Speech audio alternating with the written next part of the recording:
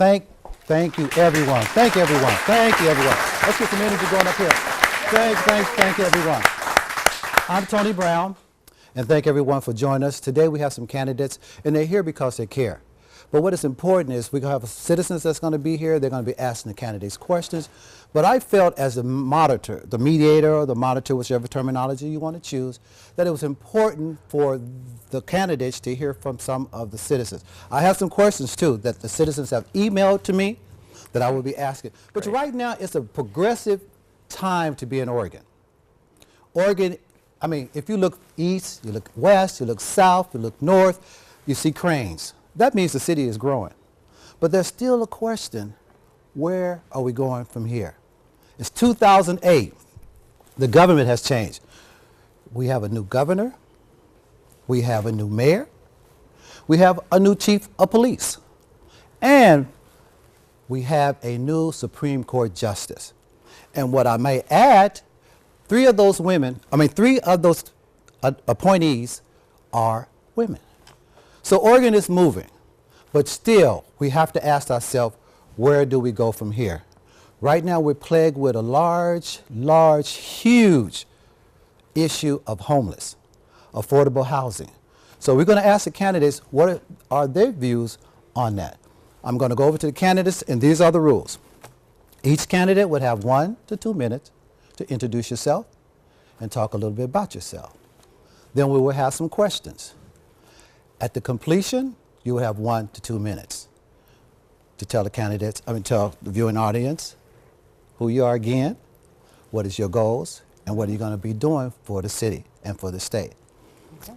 If a candidate mentions another candidate's name, that candidate would have 30 seconds to respond. I will be tracking timing to make sure you get equitable time. Okay? Great. So, we're going to get into this forum. It's going to be interesting, and you can call us in, you can email us in, and we'll get your questions. To my right, please introduce yourself, sir. I'm Stuart Emmons. Okay, and next to you? My name's Andrea Valderrama. Okay, please tell us a little about yourself, and what are some of your goals? 1 to 2 minutes, please. I'm Stuart Emmons, and I'm running for Portland City Council because our city needs a housing and planning expert to get us beyond this crisis. I'm an architect, planner, and innovator. For the last 20 years, I've been working with community groups on housing issues. There are solutions for homeless. There are solutions for working families who need affordable housing. We need someone with a successful track record delivering housing, and I'm that candidate. I moved to Portland in 1976. It was relatively clean, safe, and almost everyone had a home that was affordable. That's far from the case today.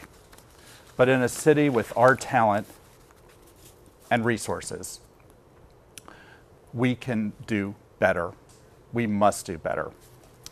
I will bring to City Council decades of real-world private sector experience actually getting projects built and not just talking about them through neighborhood plans across the city. I have worked with local communities for years, finding common ground and making good things happen. And I've worked with the city bureaus for my entire career, and we can do things better. Sometimes people ask me, do you ever talk about anything besides housing? And I say, rarely, because a safe, warm, and dry home is the foundation for a successful life, a successful city, and should be our top priority. Thank you, sir. Please. Sure. Well, thanks so much for having me My pleasure. today. My pleasure. My name, like I said, is Andrea Valderrama, and I am running for Portland City Council Position 3.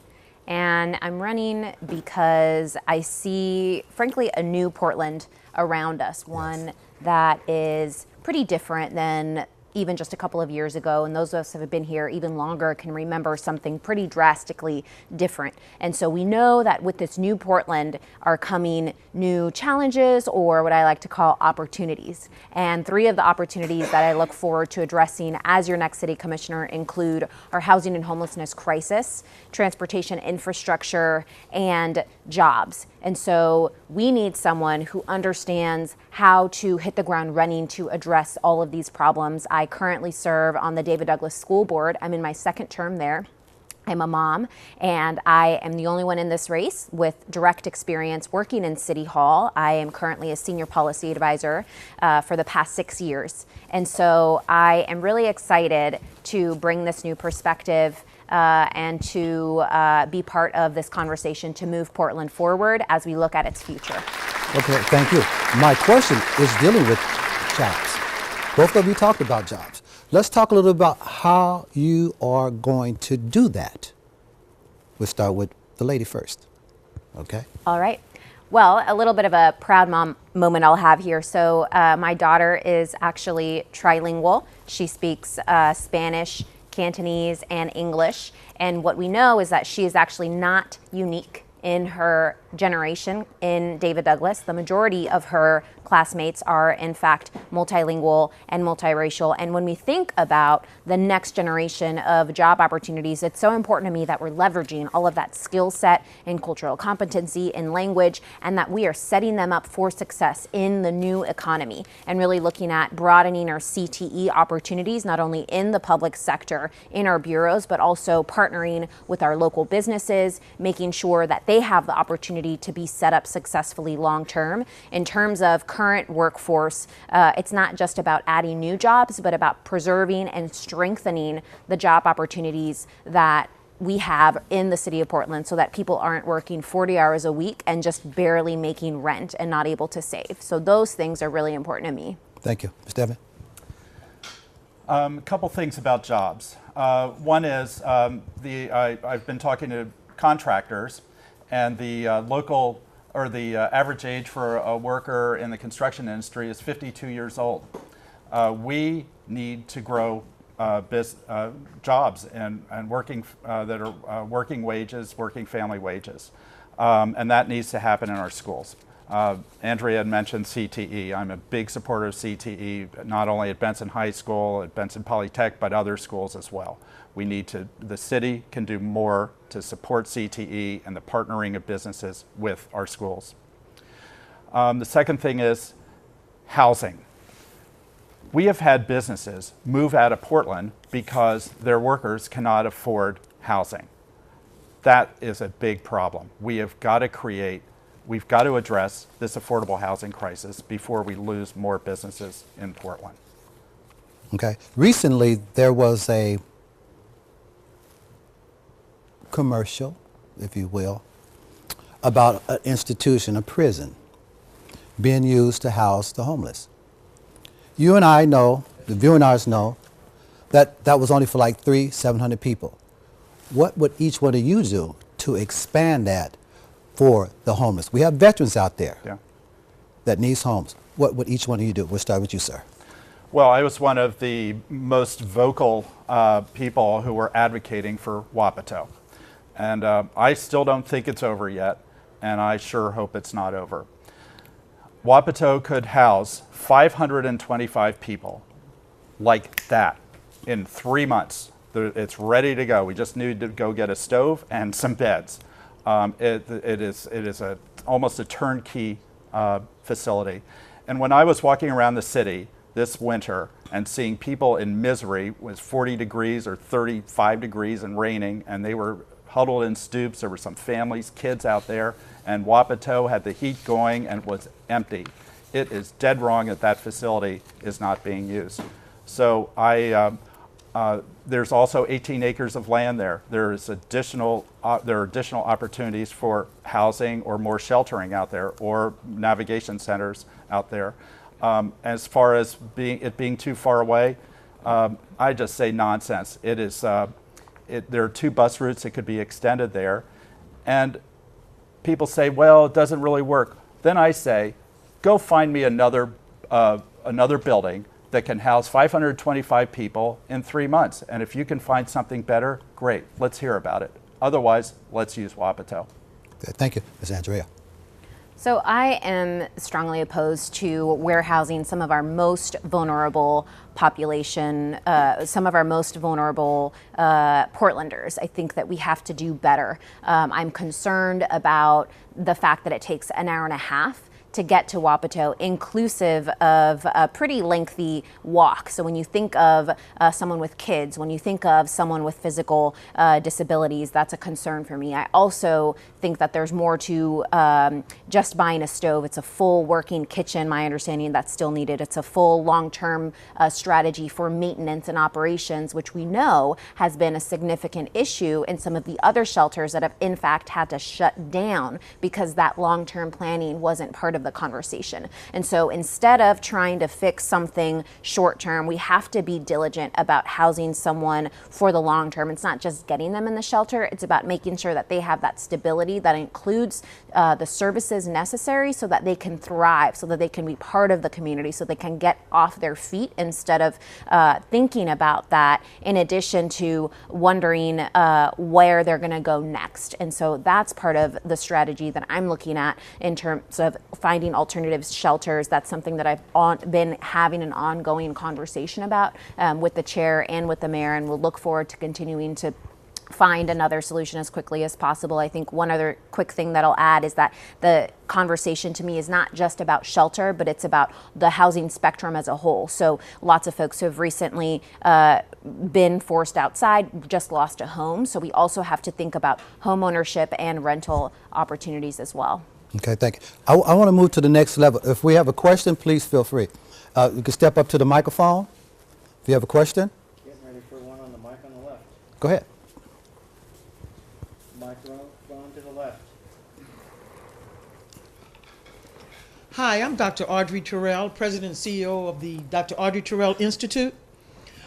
First, I just want to say that I'm a retired executive from the International Union, where I was over 250,000 women that work for General Motors, Ford, and Chrysler. So I understand about jobs, especially jobs for women. So, but I'm here today through my institute. I work with high school kids. They are so talented. I am just amazed at all their talent and their capabilities. And in working with these high school students, I'm finding out that when you give them an opportunity, they will go with it. But we have to give them the opportunity, open doors, support, encourage. What I'm asking you, and you mentioned it a little bit, but I just don't, I'm at a point now, all these shootings and things happening with the kids.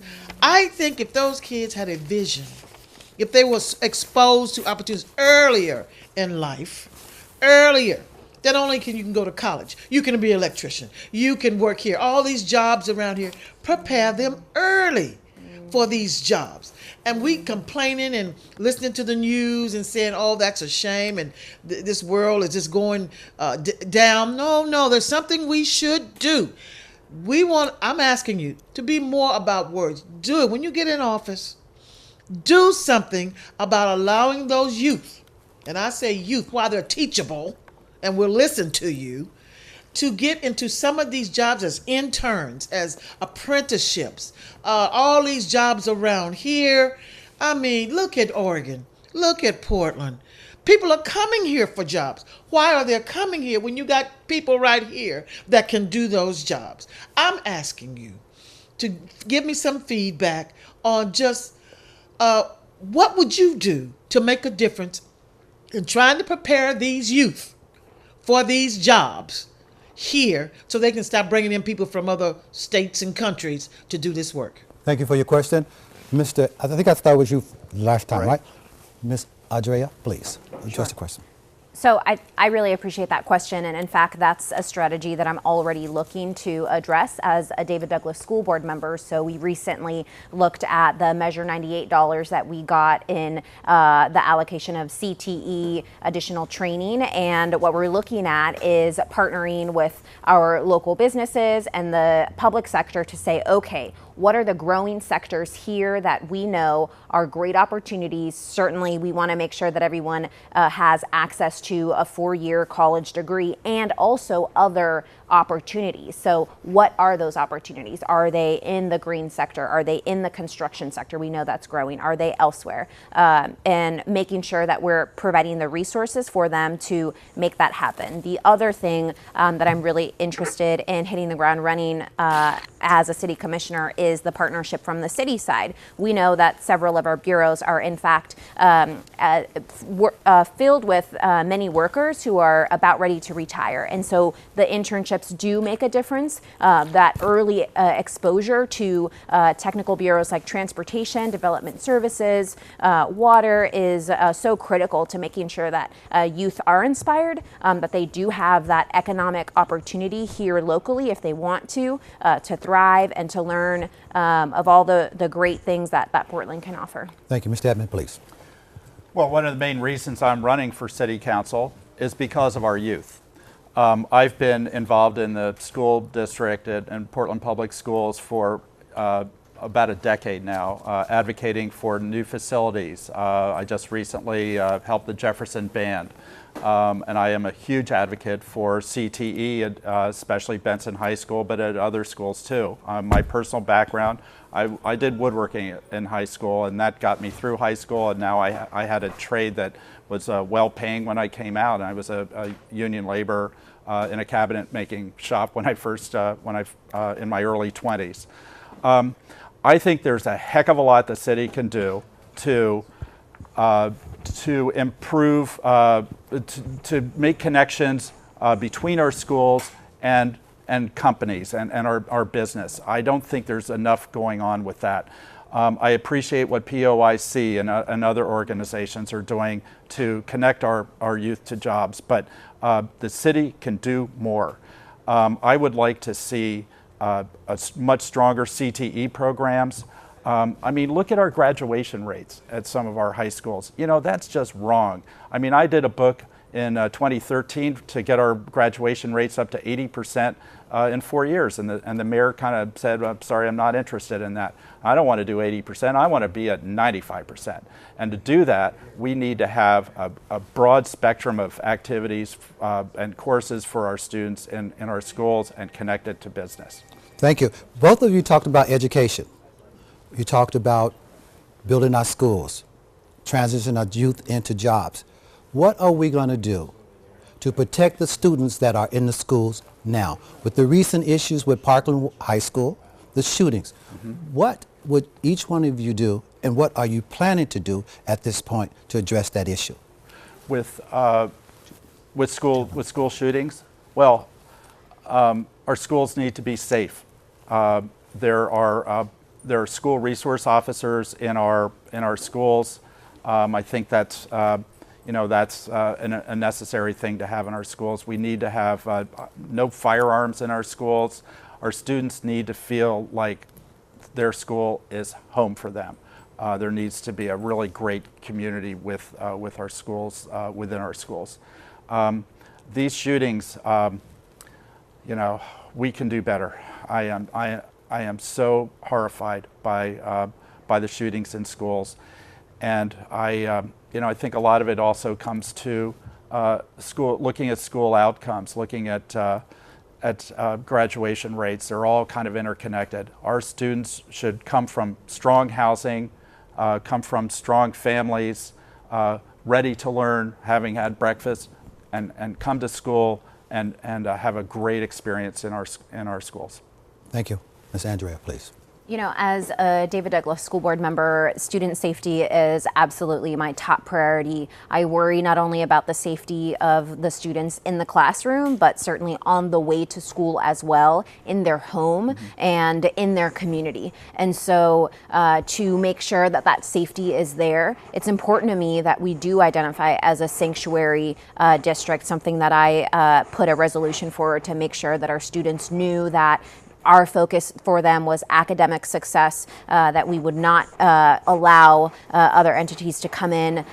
In terms of what we're seeing at the national level, I'm a big fan of organizing. My own career came as a student organizer, organizing different walkouts and rallies. I believe in the work that the students are doing themselves and know that they have an answer for the type of environment that they want to do. It's important to listen to them, to engage them at the board level, at the leadership level, and the city can make sure that we're doing the same, right? That we can partner with different school districts, that we can hear their voice and engage them in what type of safety what safety looks like for them. And in terms of a more direct impact from the city, safe routes to school is a big part of that, making sure that they have good sidewalks, good lighting, good infrastructure to get to school is a big part of safety. A big part of outer East Portland, where I live, doesn't have that, and what we often find are pedestrian fatalities, people just trying to get to the classroom or get to their jobs. That's a problem for me, and so we need to make sure that the city is being more intentional about providing those resources so that students can learn. Okay, thank you. I think we have a question, please. My name is Bruce Broussard, and I'm also running for County District Number 2 position. And I've been in this area for about 40 years. 40 years. And years back in the 80s, Oregonians reached out, if you will, to African Americans. And as a result of that, they identified an African American district, which is District Number 18, meaning that a number of the residents were African Americans. But the whole purpose was to respond to a lot of the issues we're talking about, jobs and things of that nature, urban renewal money and all the like. But all of a sudden, here we are today, and we're talking about gentrification. You know, so the point is, all the monies were there. Why is it that all of a sudden we're dealing with the issue of gentrification? And where do we go from here? I'd like to figure out, are you familiar with that situation? What can we do? Thank you, sir. Mr. Edmond, please. Well, I've worked on projects in the Martin Luther King area, Boulevard area, and I was amazed. Some of them were with the Portland Development Commission, and the slowness. I have never seen anything so slow in my life. I mean, some of these projects took 4 to 5 to 10 years to make happen. Go look at Fremont and MLK, Martin Luther King Boulevard, Junior Boulevard. I did a proposal for PDC there. It took about 4 to 5 years to get online. There's a project south of that I called Coretta Muse after Coretta Scott King, and Yes. And that site still is not being built up. We were doing affordable housing for people who were from the neighborhood. We were doing live-work lofts so we could grow minority businesses in this neighborhood. And PDC was just, I mean, snails go faster. So I think there needs to be, through the Portland Development Commission, but also other groups, it's just like the horses left the barn before they can catch up. You know, this gentrification and displacement did not need to happen. Our zoning laws could have kept up with that, but I just feel like things are not, we've seen how quickly our city is moving right now, and our city needs to keep pace with that. Thank you, sir. Ms. Andrea, please.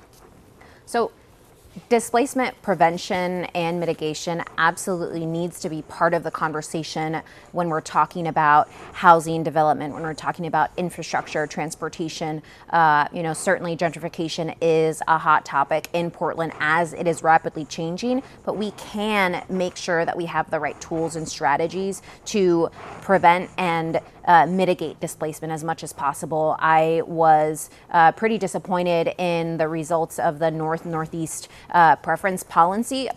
I think that we could do better. We can make sure that on the tail end of mitigation that we are providing a better opportunity for people to come back into communities that they were purposefully displaced from. One of the things that I'm already talking with the county chair on is the expansion of a local subsidy program. As we know that federal subsidies are continuing to decrease, particularly around housing, to preserve the amount of opportunity that we have for seniors and broaden it to families so that they can stay in their homes. We're looking at how to increase that subsidy so that we can prevent that displacement from occurring once those federal subsidies go away. And I think the other part of this is jobs, right? We have to make sure that during construction and after construction that we have provide the opportunities for community members to participate in construction, to be hired locally,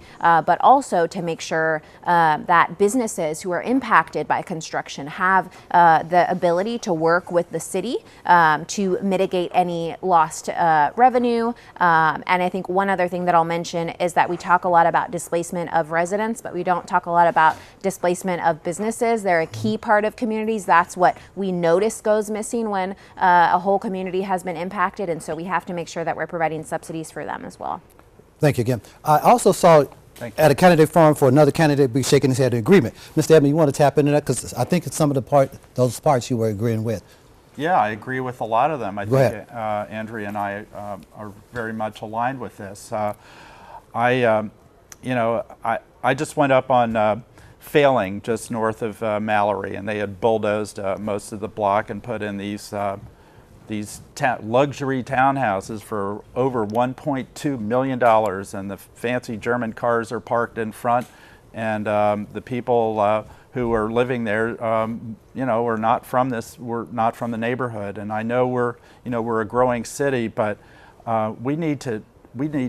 I mean, that was somewhat because of our zoning laws that happened, and that maybe is the tip of the iceberg. Are we just going to bulldoze all of our historic African American neighborhoods and put in these $1 million townhouses and bring the German cars in and whatever? That's just not right. Portland is better than that. We have great neighborhoods. We have great communities. We have a great African American community and other cultures, and we ought to really work to strengthen those communities and try to keep them in place. Okay, thank you both. We talked about the contracts. Well, actually, we haven't talked about the contracts. We talked about getting other people involved. Mm-hmm. If each one of you would become commissioner or on the city council, what plans do you have to make it more diverse in your management, upper management? Ms. Andrea and then Ms. Deb. Sure. I love that question because our commission form is a pretty wonky form of government in the city of Portland, and in fact you are working with many staff in the bureaus as well as the staff of your own office. I was really honored to have had the endorsement of the AFSCME union representing the workforce, and in terms of making sure that we're looking at diversifying our workforce, we know that many strategies are possible. One, I'm really interested in continuing to work on our racial equity plans, which in fact work across bureaus to make sure that we're not only looking at the actual staff, but anyone contracted and subcontracted, so that we can make sure that we are surpassing our goals. And I think we have to be intentional about the hiring, working with our HR department, and making sure that not only at the leadership level, but in our own offices, that we are living by the values of being Portlanders, of making sure that our offices represent the growing Portland, changing Portland that we see today. Thank you. Ms. Deb. Well, my office will be very diverse. I commit to that. And within the bureaus, we need to do more with diversity. I want to go back to, as an architect, I did a lot of projects for the city. I did contracts, and I was an emerging small business, which really helped me get started. We had percentages of minority businesses that were part of the project. And I kept finding, we can do better. These percentages are okay, but what if we actively figure out a way to grow more businesses in Portland, grow more minority businesses, grow more women-owned businesses? And that goes back to the schools. I talked to the Portland Public School Board about this, and I saw some contractors coming in, and they said, "Well, we're only getting to 17%. We'd like to get to 18%." And I was thinking, well, why don't we go to 30%? And here you are talking to the school board, and this is where we can start it. We can grow minority businesses in our schools, and then we wouldn't have to be quibbling over a 17% or 18%.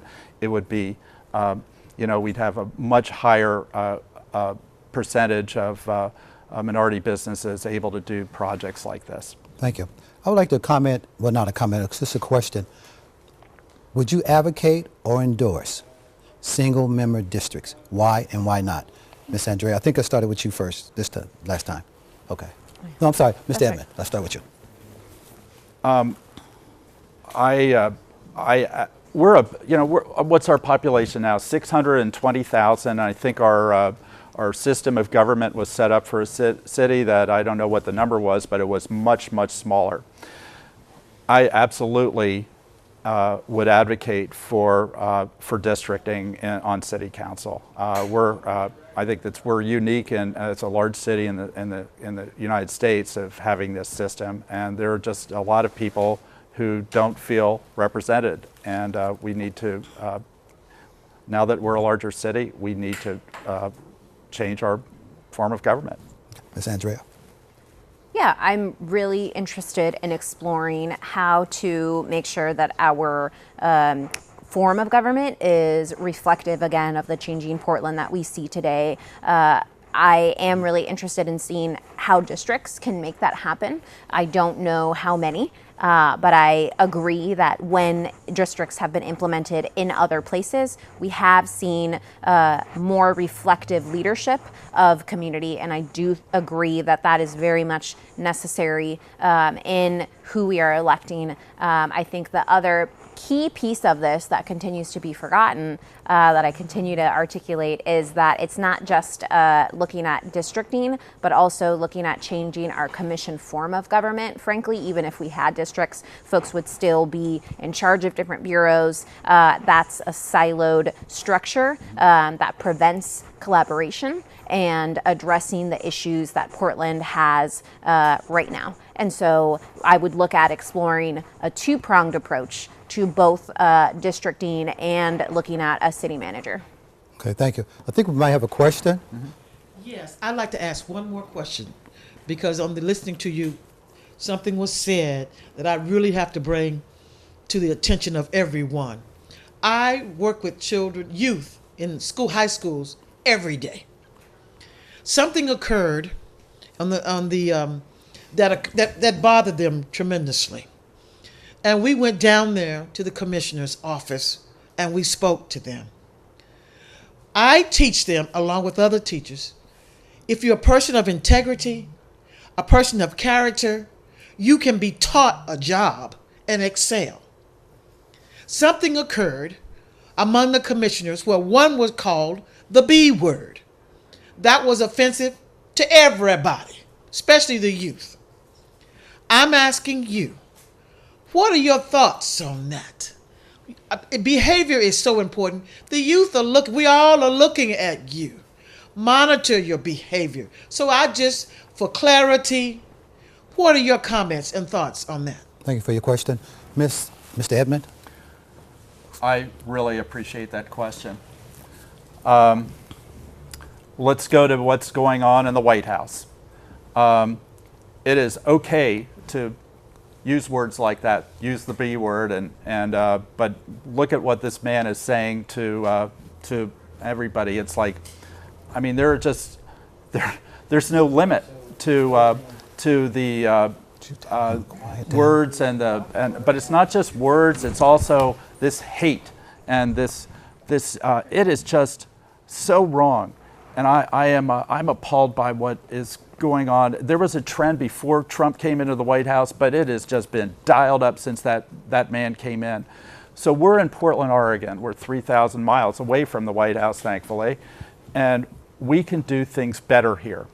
And I would like to say that absolutely people on city council, people in leadership positions should take the highest level of ethical standards walking into these positions, because you're right, our youth are looking, our children are looking at us, and we need to be very cognizant of that, and all of our words with each other should be tailored to that.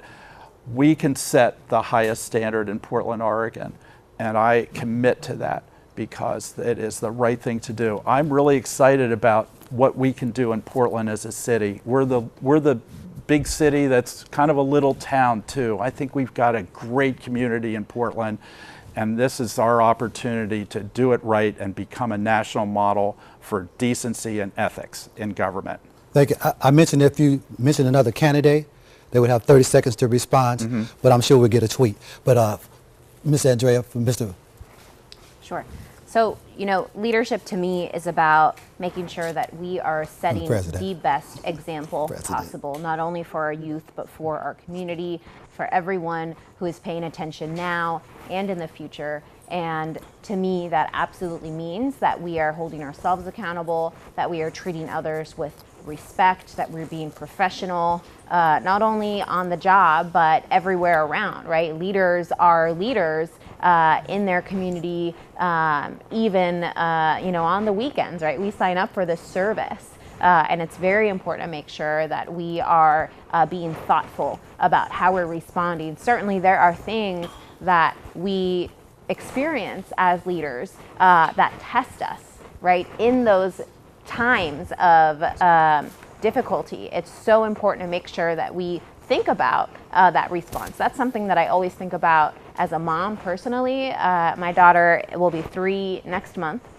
And I know that while she may not understand things that are happening in the campaign right now, folks will tell her, right? And she'll have a story. And I need that story to be one of, this is the example that was set for you. These are the barriers that we're breaking. This is a positive thing, instead of something negative, right? And that's powerful now more than ever as we see more people in elected office who are more reflective of the city at large. So I do think that it's absolutely important to make sure that we are continuing to uphold our values around respect, around treating others the way we want it to be treated, and making sure that we're moving forward, that we're working well with each other. I'm very grateful that I have already been working very well with all of the current city commissioners and would continue to do that as a city commissioner.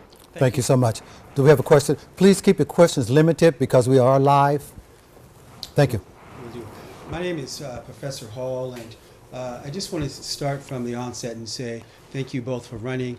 I've had over the few months the opportunity to read some of your narratives, and I found them to be grounded in what the city needs.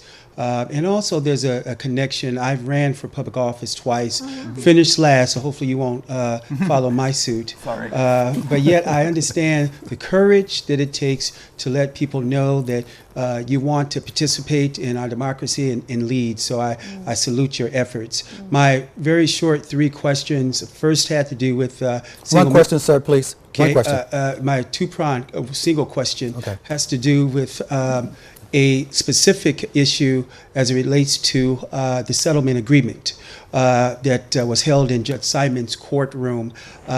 There was a process by which a $5 million contract was awarded to Dr. Rosenbaum, who did not finish first in the finals, and yet ended up with the contract to manage the $5 million for the settlement agreement. The community had an outcry along with the COAB members in reference to why would the city attorney's office create an ordinance, give it to city council, and have it voted on by Amanda Fritz, Nick Fish, as well as Dan Salzman, and then Charlie Hales, which circumvented the democratic hiring process. And that was presented to Judge Simon as folks asked for a court monitor as opposed to renewing this contract to Rosenbaum. So my very short question is the courage that it takes to be a citizen and participate on a committee for free, and then to see someone get a contract when they weren't in the finals. As one of you may very well be elected, if you were sitting on city council and a vote or request came for you to vote for a contract in this same scenario, how would you respond, and would you have the courage to meet with the federal judge and say, in the words of our grandfather, you can't snow the snowman. This process needs to happen again. Thank you for your question. Mr. Edmond, please. Well, I am sorry to hear about that. I've done a lot of contracts with the city, and of course we've even seen contracts in the last few weeks that have kind of gone against what the desire of the community. These community advisorial groups should be respected and not overridden by council votes. I think it's one of the great things about Portland's government is that we do seek out the advice of the community. We get great input. I mean, communities, these community groups make decisions, make the council's decisions better informed. And so I don't think the city commission should be light in overriding the will of the community groups. It's just not right. Thank you, sir. Ms. Andrea, please. I really appreciate that question. I think that we need absolutely way more oversight, frankly, in not only the DOJ settlement, but in our police bureau. It's really unacceptable that we ask people to volunteer their time after working hard, maybe also being parents, to then have that information be thrown to the side. And so we have to be much more serious about not only who we're engaging, how we're engaging them, but also what type of information we then bring back into the final decision-making process. I think that it's not only about changing the time of a city council meeting, but making sure that before a decision even gets to council, that it has been vetted in a way that has been driven by the community, and that folks have had the opportunity to develop a policy along the way and not just at the tail end in a city council meeting when a vote may be already counted. And so that's something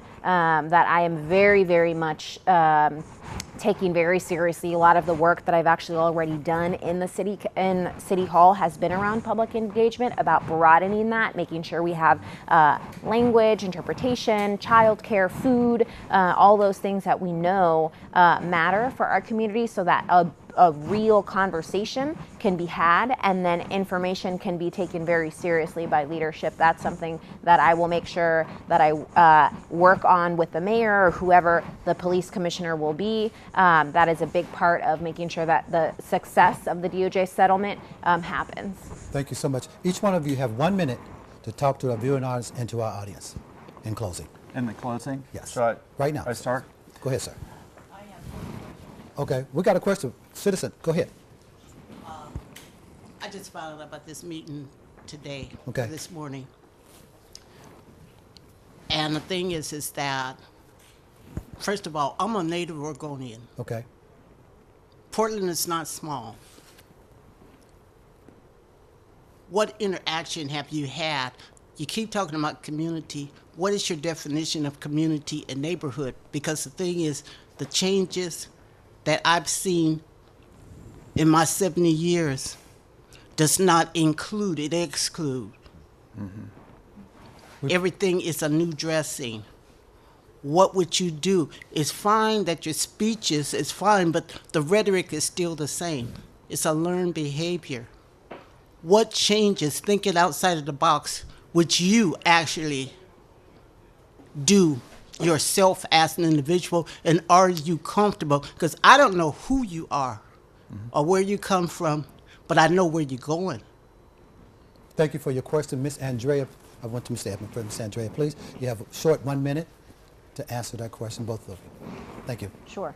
Well, for me, it matters what type of engagement that we do, because Portland is changing, right? And so we have to look at engagement that meets people where they're at. One thing that I am a big fan of is, again, going back to my own grassroots organizing hat, making sure that if I have to knock doors, ask people directly, that that's something that I'm willing to do, because it matters to me who is engaged and who isn't. And we know that right now in these conversations around police, in these conversations around housing, that there are a lot of people who aren't at the table, and that's a problem. I think about folks in my own family who maybe don't speak English, who maybe don't even have access to the building because there's no transportation, there's poor sidewalks, they got to get their kid. I get that. And so I am very much committed to making sure that regardless of it's picking up the phone or meeting people where they're at, that I'm being much more thoughtful about that engagement, in addition to making sure I put the resources